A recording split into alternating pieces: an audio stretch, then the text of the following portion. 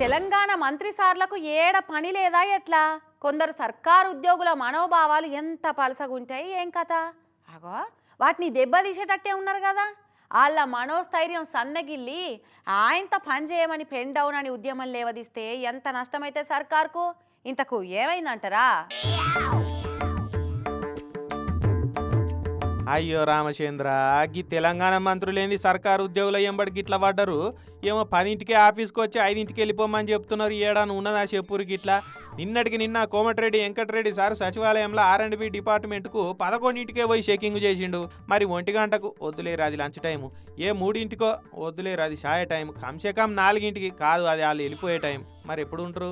ఓ 2:30కో 3:30కో పోయి చూస్తే ఏమన్నా ఆఫీసులలాగా అనిపిస్తారు. అంతేగాని 11ంటికే పోయి చూస్తే ఎవరన్నా వస్తారు అట్టిగాళ్ళ మీద బదనామేసుడు కాకుంటే. మొన్న ఎంకన్న సారు ఆయన శాఖల చెకింగ్లో పోతే నిన్న తుమ్మల సారు వ్యవసాయ శాఖల చెకింగ్కు పోయిండు.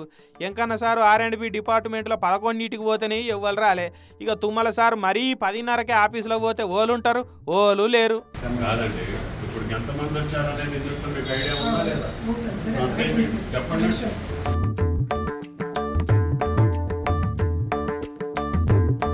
ఉత్తగవై మర్రచుడైంది సార్ కథ.